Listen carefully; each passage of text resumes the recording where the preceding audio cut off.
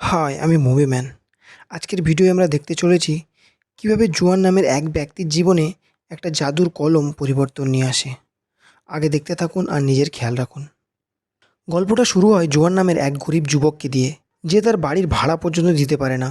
সে একজন শিল্পী, আর তার আঁকা ছবি থেকে কিছু টাকা আসে বটে, তবে সে খুবই সামান্য। একদিন আমরা তাকে রাস্তায় বসে একটা সুন্দর মেয়ের প্রতিকৃতি আঁকতে দেখি। যখন সে ছবিটি শেষ করে, মেয়েটি আঁকা দেখে অবাক হয়ে যায়। জুয়ান যখন একটা নতুন ছবি আঁকতে যাবে, তখনই একটা বিলাসবহুল গাড়ি এসে থামে। গাড়ির ভিতরে গ্রামের সবচেয়ে ধনী লোকটি বসে আছে, আর জুয়ান অবাক হয়ে দেখে তার সাথে আছে জুয়ানের এক্স। ধনী লোকটি ইচ্ছা করে জুয়ানকে তার এক্সের সামনে অপমান করে। সে জুয়ানের দিকে টাকা ছুঁড়ে দেয় এবং বিদ্রূপ করে বলে, এই নাও, এটা তোমার সারা দিনের রোজগার পূরণ করবে। তারপর সে জুয়ানের মুখের উপর হেসে ওঠে। জুয়ান লজ্জিত এবং ছেঁড়া পোশাক পরা অবস্থায় নিজের জিনিসপত্র গুছিয়ে তার পুরনো গাড়ির দিকে যায়। সত্যি বলতে বোঝা কঠিন, সে গাড়িটা চালাচ্ছে নাকি গাড়িটা তাকে টেনে নিয়ে যাচ্ছে। জুয়ান তার গ্রামে ফিরে আসে, যেখানে প্রচুর শিল্পী, গ্যালারি এবং চিত্রশিল্পীদের বাড়ি আছে। এটাকে আপনি হয়তো শিল্পীদের স্বর্গ বলতে পারেন। বাড়ির পথে তার বাড়িওয়ালার সাথে দেখা হয়, যে বাকি ভাড়া দাবি করে। বিরক্ত হয়ে জুয়ান তার মুখের উপর ভাড়ার টাকা ছুঁড়ে দেয়। সে চলে যাওয়ার আগেই বাড়িওয়ালা বলে, এটা শুধু আগের গত মাসের ভাড়া, এই মাসের ভাড়া এখনও বাকি। জুয়ান সহজভাবে উত্তর দেয়, পরে দেবো। এতে বাড়িওয়ালা এত রেগে যায় যে তার দিকে একটা পানির বোতল ছুঁড়ে মারে। আপনারা হয়তো ভাবছেন জুয়ান বোতলটা ফেরত ছুঁড়বে, তাই না? না, আমাদের ভালো জুয়ান বোতলটা তুলে নেয় এবং তার সংগ্রহের সাথে আলাদা করে রেখে দেয়। সে প্রতি মাসে শেষে প্লাস্টিকের বোতল সংগ্রহ করে এবং বিক্রি করে। বাড়িওয়ালা তাচ্ছিল্য করে বলে, এইটা গরিব মানুষের যুক্তি। জুয়ানের প্লাস্টিক আর ক্যান সংগ্রহ করাকে উপহাস করে। তারপর জুয়ান তার স্বপ্নের গ্যালারিতে দেখা যায়, যেখানে সে একদিন তার আঁকা ছবি প্রদর্শন করতে যায়। প্রতিদিনের মতো সে গ্যালারির মালিকের কাছে গিয়ে তার ছবির স্পন্সর করতে বলে। সে কিছু টাকাও দেয়, কিন্তু মালিক হেসে বলে, এটা তো 1 বর্গমিটার দেওয়ালে জায়গা নেওয়ার জন্য যথেষ্ট নয়। সে জুয়ানকে ফেলে উপরের তলায় চলে যায়। জুয়ান তার পিছু পিছু যায় এবং তার ছবি প্রদর্শনের জন্য কাকুতি মিনতি করে। মালিক ঠান্ডা গলায় উত্তর দেয়, তোমার শিল্প আবর্জনা জুয়ান। জুয়ান নিজেকে ডিফেন্স করে বলে, আমি অনেক উন্নতি করেছি, এমনকি আমার বান্ধবী টিয়ানো এখন এতে মুগ্ধ। এখন আমি আপনাকে বলি, আমার বন্ধু ত্যান অন্ধ। সত্যি আমি মজা করছি না, সে বহু বছর আগে চোখের সমস্যার কারণে দৃষ্টি হারিয়েছিল। গ্যালারির মালিক হাসাহাসি করে, তাহলে তুমি তোমার অন্ধ বান্ধবীর মতামতের উপর নির্ভর করছো? তোমার মাথা খারাপ হয়ে গেছে? তারপর সে আলুর অন্য একটা ছবির দিকে ইশারা করে বলে, যখন আমি এটা দেখি আমার সত্যিই খিদে পায়, এটা আসল মনে হয়। জুয়ান হতাশ হয়ে যায়, সে কী বলবে বুঝতে পারে না। এবার তিয়ানের কথা। সে দেখতে পায় না এবং সে ম্যাসাজ থেরাপিস্ট হিসেবে কাজ করে। দুর্ভাগ্যবশত এই কাজ তাকে হয়রানির ঝুঁকিতে ফেলে এবং সেখানকার লোকেরা তার অন্ধত্বের সুযোগ নেয়। একদিন জুয়ান কাউকে তাকে হয়রানি করতে দেখে এবং সাথে সাথে প্রতিশোধ নেয়। সে হয়রানিকারীদের সাথে ঠিক তেমনটাই করে যেমনটা তারা তিয়ানের সাথে করেছিল। সে তাদের বলে, এখন কি তোমরা বুঝতে পারছো সেই বেচারা মেয়েটি কেমন অনুভব করে? সে আশা করেছিল তাদের কাজের জন্য অনুতৃপ্ত হবে, কিন্তু তার বদলে তারা দলবদ্ধ হয়ে তাকে মারধর করে। মারধরের পর জুয়ান ও ত্যান সেই অ্যাপার্টমেন্টে যায়, যেখানে ত্যান তার ক্ষতগুলিতে চিকিৎসা করে। জুয়ান বাড়িয়ে বলে, আমি তাদের সবাইকে নির্দয়ভাবে মেরেছি। টিয়ান আক্রমণকারীদের চিৎকার শুনেছিল বলে, হ্যাঁ, আমি তাদের ব্যথায় চিৎকার শুনেছি। সে জানতো না যে আসলে জুয়ানই চিৎকার করছিল। তারপর জুয়ান তাকে একটি জুতোর উপহার দিয়ে চমকে দেয়। টিয়ান জুতোগুলো খুব পছন্দ করে। তারা কিছুক্ষণ একসাথে নাচে এবং জুয়ান যখন তার মুখে মুখ লাগানোর জন্য ঝুঁকে আসে, তখন সে হঠাৎ রুমে অন্য কারোর উপস্থিতি টের পায়। সে জিজ্ঞাসা করে, ওটা কে? জুয়ান দ্রুত বলে, শুধু একজন বন্ধু, যাকে বাড়ি থেকে বের করে দেওয়া হয়েছে। সে আমার সাথে থাকছে। সে তার বন্ধুকে চোখ বন্ধ করতে বলে, কিন্তু টিয়ান অস্বস্তি বোধ করে এবং চলে যায়। পরে জুয়ান এবং তার বন্ধু ছাদে গিয়ে কিছু পানীয় পান করে। তারা এতটাই মাতাল হয়ে যায় যে জ্ঞান হারিয়ে ফেলে। হঠাৎ তাদের উপর একটা মহাকাশযান দেখা যায়। জুয়ান ধাক্কা খেয়ে জেগে ওঠে এবং তার বন্ধুকে জাগানোর চেষ্টা করে, কিন্তু সে পুরোপুরি জ্ঞান হারিয়ে আছে। মহাকাশযানটি তাদের পাড়ার ঠিক উপরে ঘুরছিল। জুয়ান একটি মেয়েকে মহাকাশযান থেকে নামতে দেখে। তাকে একটি কার্টুন চরিত্রের মতো দেখতে এবং সে তার সাথে আসা অন্য দুজনে ইশারা করছে। মনে হচ্ছে তারা এলাকায় ছবি আঁকতে এসছে। জুয়ান তাদের ছবি তোলার চেষ্টা করে, কিন্তু বোকাটা ভুলে গিয়েছিল যে ফ্ল্যাশ অন ছিল। তাই এলিয়েনরা তাকে দেখতে পায় না এবং সেকেন্ডের মধ্যে তাদের মহাকাশযান সহ অদৃশ্য হয়ে যায়। কিন্তু জুয়ান লক্ষ্য করে যে তারা কিছু ফেলে গেছে। সে দেখতে গিয়ে দেখে যে এটা একটা কলম। যেহেতু সে একজন শিল্পী, সে এটা রেখে দেয় এবং ঘুমিয়ে পড়ে। পরের দিন সকালে সে আতঙ্কিত অবস্থায় জেগে ওঠে। সব কিছু মনে পড়ে যায়। তার বন্ধু তাকে দেখে রসগীতা করে, তুমি কি মরেছো নাকি শুধু ঘুমাচ্ছ? জুয়ান ছাদে ঘটে যাওয়া সব কিছু তার বন্ধুকে বলতে শুরু করে। সে অবাক হয়ে থাকে তার বন্ধু তার জন্য বিস্তারিত ঘটনাটা শেষ করেছে।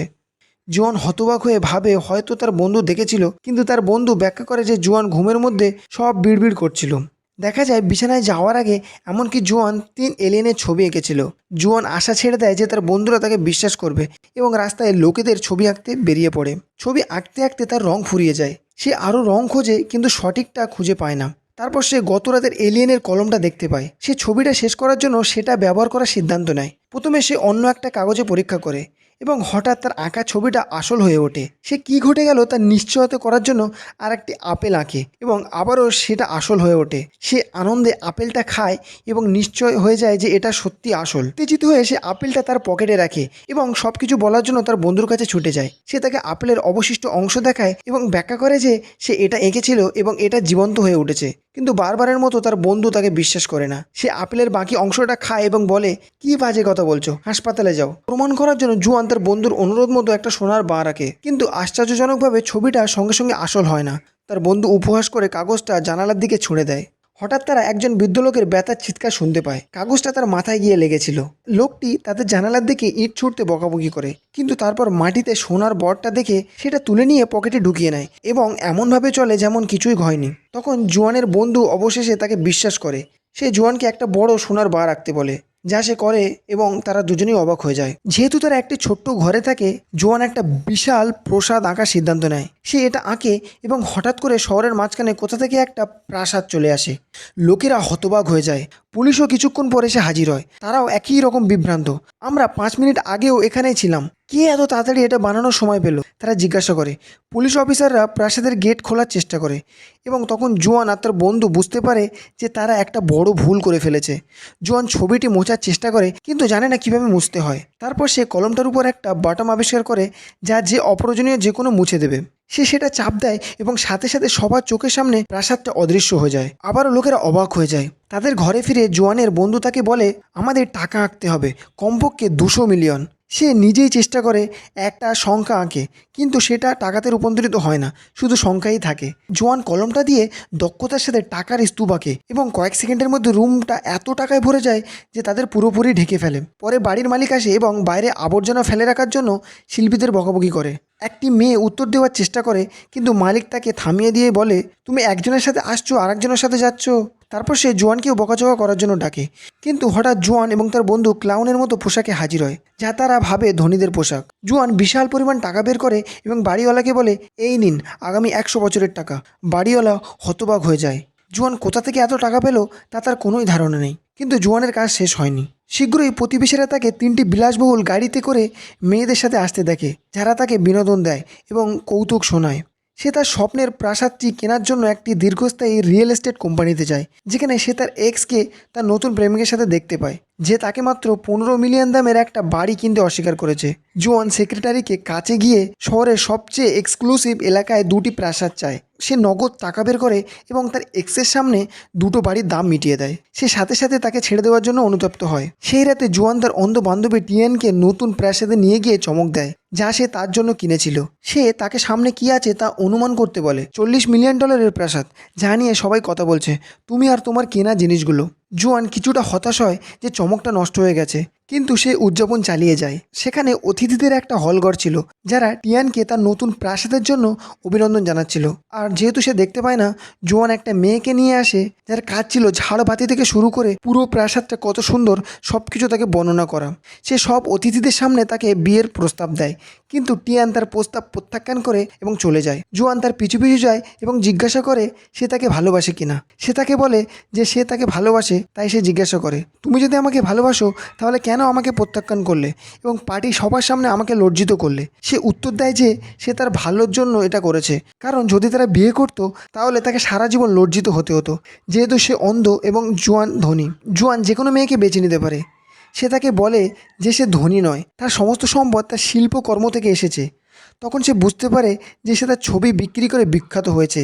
সে তাকে এলিয়েনদের কাছ থেকে পাওয়া জাদু কলমের গল্পটা ব্যাখ্যা করে। যখন টিয়ান জাদু কলমের কথা শোনে, তখন সে জোয়ানকে তার জন্য 1 জোড়া চোখ আঁকতে বলে এবং সেগুলোকে আসল করে তুলতে বলে, যাতে সে দেখতে পারে। জোয়ানের ধারণাটা পছন্দ হয় এবং সে একটি সুন্দরী মেয়ে চোখের মতো চোখ আঁকতে শুরু করে। তারা অপেক্ষা করে চোখগুলো আঁকা থেকে বের হয়ে তিয়ানের শরীরে প্রবেশ করার জন্য, কিন্তু তার বদলে চোখগুলো মাংফার কাঁধে দেখা যায় এবং এটা ভয়ঙ্কর ছিল। তারা দ্রুত চোখগুলো মুছে দেয় যাতে সেগুলো অদৃশ্য হয়ে যায়, যেমনটা প্রাসাদ আগে হয়েছিল। তারপর তারা ভাবে যদি তারা একটা পুরো মুখ আঁকতো তাহলে কি একটা মুখও দেখা যেত, হয়তো সেটাও ভয়ঙ্কর হবে। তাই তারা তিয়ানের পুরো শরীর আঁকার সিদ্ধান্ত নেয় এবং তার মুখে চোখ আঁকে যাতে সেগুলো ঠিক যেখানে থাকা উচিত সেখানেই দেখা যায়। আঁকতে 5 ঘন্টা লাগে। যখন শেষ হয় তিয়ান এক্সাইট হয়ে অপেক্ষা করতে থাকে তার দৃষ্টিশক্তি ফিরে আসার জন্য, কিন্তু কিছুই ঘটে না। সে মনে করে তারা তার সাথে ঠাট্টা করছিল, তাই সে বাড়ি ছেড়ে চলে যায়। যখন সে বাইরে পা রাখে সে হঠাৎ দরজায় অদৃশ্য হয়ে যায় এবং চোখ খোলা অবস্থায় ছবির ভিতর থেকে আবার আবির্ভূত হয়। এটা কাজ করেছে। টিয়ান এখন দেখতে পায় জোয়ান তাকে চারপাশে ঘুরিয়ে দেখাতে শুরু করে। তারা তাকে সারা চীনে ঘুরতে নিয়ে যায়। মংফা সেই টিকটকারের প্রেমে পড়ে যায় যার জন্য সে একবার মরতে বসেছিল। তাদের জীবন সম্পূর্ণরূপে বদলে যায়। জোয়ান অবশেষে তার ছবির প্রদর্শনীর জন্য একটা শিল্পী প্রদর্শনী পায়, যে শিল্পকর্মগুলো আগে কেউ পাত্তাও দিত না, সবচেয়ে কম দামেও কিনতো না। এখন তার ছবি নিলামে উঠেছে এবং লোকেরা ভিড় বাড়াতে থাকে। এসবই হয়েছে কারণ সে ধনী হয়েছে এবং সবাই মনে করে এটা তার ছবির প্রতিভার কারণ হয়েছে। কিন্তু আসল ব্যাপারটা হলো জাদুর কলম শূন্য থেকে জিনিস তৈরি করে না। এমনকি টিয়ানের চোখও শূন্য থেকে আসেনি। ঠিক যখনই সে তার দৃষ্টি ফিরে পায় তখনই একজন বিখ্যাত অভিনেতা হঠাৎ তার ফিল্ম সেট থেকে তার দৃষ্টিশক্তি হারায়। ঘটনাটি ভাইরাল হয়ে যায় এবং লোকেরা হতবাক হয়ে ভাবে অভিনেতার চোখের কি হয়েছিল। এমনকি আঁকার প্রক্রিয়ার সময় তারা যে টাকা ব্যবহার করেছিল তাও কোথা থেকে আসেনি। একটা পরিমাণ টাকা একটি ব্যাংক থেকে অদৃশ্য হয়ে গিয়েছিল এবং সিকিউরিটি ক্যামেরায় টাকা অদৃশ্য হয়ে যাওয়ার দৃশ্য ধরা পড়েছিল। পুলিশ কি ঘটেছিল তা বোঝার জন্য পাগল হয়ে যায়। লি চং ইউ হিংসায় পাগল হয়ে যায় এবং জোয়াং কিভাবে এত ধনী হলো তা খুঁজে বের করার চেষ্টা শুরু করে। যখন সে ব্যাংকে চুরির কথা শুনে তখন সে যুত্র সুযোগে খোঁজ বের করে পুলিশকে ফোন করে বলে যে সে এমন কাউকে চেনে যে রাতারাতি ধনী হয়েছে, নিশ্চয়ই সে টাকা চুরি করেছে। পুলিশ আবিষ্কার করে যে জোয়ান অ্যাপার্টমেন্ট কেনার জন্য সিরিয়াল নাম্বার ব্যবহার করেছিল তার চুরি হওয়া ব্যাংকের ফান্ডের সাথে মিলে যায়। তারা তাকে এবং মংফাকে একটা শিল্প নিলামের মাঝখানে গ্রেপ্তার করতে যায় ঠিক যখনই লোকেরা তার ছবি কিনছিল। জুয়াং এবং মংফা ব্যাখ্যা করার চেষ্টা করে যে তারা চুরি করেনি, যে তাদের এক ধরনের জাদু আছে যা তাদের যা চায় তা পেতে দেয়, কিন্তু তারা জাদুর কলমের কথা উল্লেখ করে না। তারা পুলিশকে বলে যা চাইবেন আমরা এক্ষুনি তা হাজির করে দেব। পুলিশ একটা ফেরারি চায়। জুয়ান এবং তার বন্ধু অনুরোধ করে যে জাদু কাজ করার সময় কেউ যেন তাদের দিকে না তাকায় এবং হঠাৎ করে পুলিশ স্টেশনের ভিতর থেকে লাল ফেরারি চলে আসে। পুলিশ হতবাক হয়ে যায় এবং যেহেতু চুরির কোনো প্রমাণ নেই তাদের ছেড়ে দেওয়া হয়। সেই রাতে তাদের দরজায় কেউ নক করে। তারা ভীত হয়ে ভাবে আবার পুলিশ এসেছে, কিন্তু দেখা যায় এটা জোয়ানের এক্স, সেই বস্তুবাদী মেয়েটি যে তাকে অনেক আগে ছেড়ে গিয়েছিল। তার স্বামী চিত্রশিল্প লিং জঙ্গি জোয়ানের প্রতি রাগের কারণে তাকে মেরেছিল। সে জোয়ানের কাছে ক্ষমা চাইতে এসেছে যে সে জোয়ানকে বেছে নিয়েছে এবং শুধু টাকার পেছনেও ছুটছিল। সে তাকে বলে যে সে তার স্বামীকে তালাক দিচ্ছে এবং তার পরিবারের কাছে ফিরে যাচ্ছে, কিন্তু জোয়ান বলে তাকে ছেড়ে গিয়ে সে ভুল করেনি। সে একজন গরিব মানুষের সাথে কি করতে পারত যে তাকে সম্পর্কে অবহেলা করত এবং কেবল তার ছবি নিয়ে চিন্তিত ছিল। সেই সময় তার বাবা হাসপাতালে অসুস্থ ছিল এবং সত্যিই তার আর্থিক সাহায্যের প্রয়োজন ছিল যা তার বর্তমান স্বামী তাকে দিয়েছিল। সে তাকে বলে যে সে যেন অপরাধ বোধ না করে। তারপর সে স্মৃতিচরণ করতে শুরু করে, চিন্তায় মগ্ন হয়ে পড়ে এবং তাকে জাদুর কলমের পুরো গল্প বলে। জোয়ান কলমটা দেখানোর জন্য শেপটা খোলে, কিন্তু সর্বনাশ ঘটে। তার স্বামী তার পোশাকে একটা গোপন ক্যামেরা লাগিয়ে রেখেছিল এবং জোয়ান যা বলেছিল সব দেখে ও শুনে ফেলেছিল। এখন সে জাদুর কলমের রহস্য জেনে গেছে। এদিকে পুলিশ অফিসার একটি প্রতিবেদন পড়েছিল একটি ফেরারি সম্পর্কে যা রহস্যজনকভাবে একটি অটো এক্সপো থেকে অদৃশ্য হয়ে গিয়েছিল। এটি সেই ফেরারি ছিল যা জুয়ান এবং তার বন্ধু কলম দিয়ে ডেকে এনেছিল। তাই অফিসার সোজা তাদের বাড়িতে চলে যায়। তিনি তাদের কাছে জাদুকারী যন্ত্রটি হস্তান্তর করতে বলে যা তাদের সাহায্য করেছিল, তো অন্যথায় তাদের চোর হিসেবে গণ্য করা হবে। তবে যেহেতু জাদুর বিরুদ্ধে কোনো আইন তখন ছিল না, তাই তারা সহযোগিতা করে কলমটি সমপন্ন করলে কোনো অভিযোগ আনা হবে না। জোয়ান 1 সেকেন্ডও দ্বিধা করেনি, সে কলমটি পুলিশের কাছে হস্তান্তর করতে প্রস্তুত ছিল। কিন্তু একটা সমস্যা ছিল, কলমটি ইতিমধ্যে চুরি হয়ে গিয়েছিল। এটি লিচংয়ের হাতে চলে গিয়েছিল এবং সে তার সহকারীর সাহায্যে এটি ব্যবহার করতে শুরু করেছিল। জঙ্গি প্রথমে যা আঁকলেন তা ছিল একটি চমৎকার শিল্প গ্যালারি যা সে সবসময় নিজের স্বপ্ন বলে দেখেছিল। তারপর সে রাজকীয় পোশাক আঁকলেন ঐতিহাসিক প্রাসাদের মতো, একই নকশা, মূলত চীনা ঐতিহ্যের ছবি চুরি করে সে তার স্ত্রীকে বেঁধে নির্যাতন করলো। তারপর একটি ম্যাগাজিনের প্রচ্ছদ থেকে একটি সুন্দরী মেয়ের ছবি আঁকলেন যাতে সে আসল হয়ে ওঠে এবং সে তাকে বিয়ে করতে পারে। যে মেয়েটি একটি সৌন্দর্য প্রতিযোগিতায় অংশ নিচ্ছিল সে হঠাৎ অদৃশ্য হয়ে গেল। লি চংকে জগতে নিয়ে যাওয়া হলো। তার করা সবকিছুই পুলিশ তাকে খুঁজে বের করতে সহজ করে দিল। অফিসার জ্যাঙ্গিকে ব্যাখ্যা করে যে কলমটা শূন্য থেকে জিনিস তৈরি করে না, এটি অন্য কারোর কাছ থেকে সেগুলো স্থানান্তর করে, অর্থাৎ তুমি চুরি করেছো।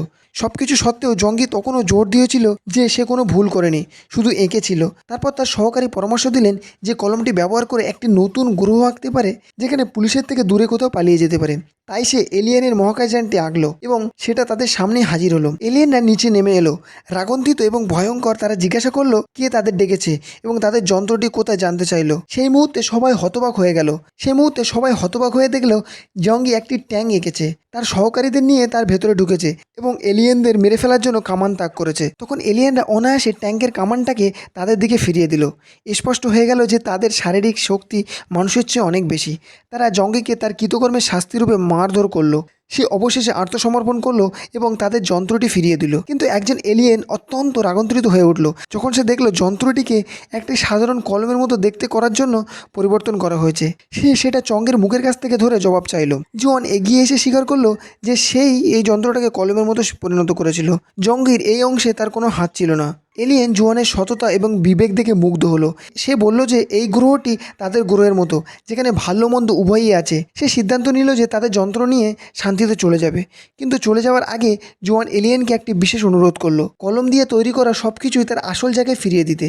এলিয়েন রাজি হলো এবং ঠিক যেমনটা বলেছিল সবকিছুই পুনরুদ্ধার হলো। প্রতিটি একই বস্তু, এমনকি তিয়ানের চোখ, এমনকি জলের পাইপ, এমনকি জঙ্গি এবং তার সহকারীদের পোশাক এঁকেছিল, সবটাই ফিরিয়ে নেওয়া হলো। এলিয়েনরা দেখলো এলাকাটা পুলিশ গাড়ি এবং হেলিকপ্টারে ভরে যাচ্ছে। পরিস্থিতি বিপজ্জনক হয়ে উঠেছিল। তারা বুঝতে পারলো যে এই সমস্ত বিশৃঙ্খলার কারণ তারা, এবং যেহেতু তাদের মহাকাশ যেন তার আসল অবস্থানে ফিরে এসেছিল, তাদের ফিরে যাওয়ার জন্য কিছুই ছিল না। তাই এলিয়েনরা বিদ্যুতের গতিতে পালিয়ে গেল মানুষের হাতে ধরা পড়ার আগে। এরপর পুলিশ চংই এবং তার সহকারীদের গ্রেপ্তার করে ম্যাগাজিন থেকে আঁকা সৌন্দর্য প্রতিযোগিতার রানীকে কিডন্যাপ করার অভিযোগে গ্রেপ্তার করে। জঙ্গের স্ত্রী এগিয়ে এসে জোয়ানের কাছে ক্ষমা চেয়ে বলল যে তার পোশাকে গোপন ক্যামেরা ছিল সে বিষয়ে তার কোনো ধারণাই ছিল না এবং কোনো কিছুর সাথে তার কোনো সম্পর্কই ছিল না। আর এইভাবেই জাদু কলমের গল্পটি সমাপ্তি হলো। জীবনে আগের মতো ফিরে এলো। জোয়ানের ছবি আর কেউ কিনছিল না। আমরা জানতে পারি যে টিয়ান তার বিউটি সেলুন আবার খুলেছে, সে জোয়ানকে বিয়ে করেছে, তাদের এখন একটা সুন্দর সন্তান আছে। এটাই আমাদের ভিডিও শেষ ছিল। যদি ভিডিওটি আপনাদের ভালো লাগে তাহলে লাইক, সাবস্ক্রাইব এবং চ্যানেলকে সমর্থন করতে ভুলবেন না।